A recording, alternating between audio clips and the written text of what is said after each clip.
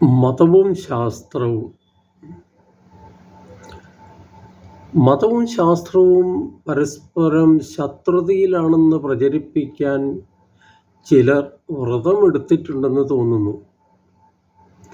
പ്രത്യേകിച്ച് ക്രൈസ്തവ മതം, അതിലും ഒന്നാമതായി കത്തോലിക്ക വിശ്വാസം, ശാസ്ത്രത്തിനും സാങ്കേതിക പുരോഗതിക്കും എതിരാണെന്ന് വരുത്തി തീർക്കാൻ നുണപ്രചരണം നടത്തുന്നവർ ധാരാളമുണ്ട്.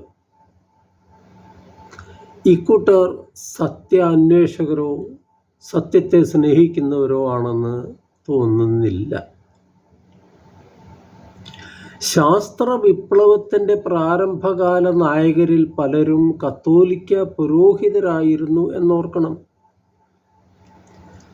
William Ockham, Copernicus, George Mendel, big bang തിയറിയുടെ ഉപജ്ഞാതാവ് ജോർജ് ലെമൈത്രെ എന്നിവരൊക്കെ വൈദികരായിരുന്നു.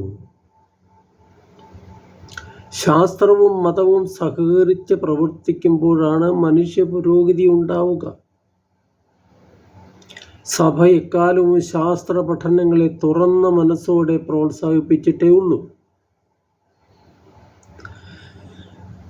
പിന്നെ ശാസ്ത്രത്തിൻ്റെ പേരിൽ ചില അപൂർണ ശാസ്ത്ര തിയറികൾ ഉപയോഗിച്ച് സഭയുടെ വിശ്വാസ സംഹിതകളെ ചോദ്യം ചെയ്തപ്പോൾ സഭ അത്തരം അപക്വമായ നീക്കങ്ങളെ ചേർത്തിട്ടുമുണ്ട്. വത്തിക്കാൻ വാന നിരീക്ഷണ കേന്ദ്രത്തിൻ്റെ പ്രവർത്തനം മതവിരോധികളുടെ കണ്ണ് തുറപ്പിക്കും. പക്ഷേ സത്യം അറിയാൻ മനസ്സ് വേണം.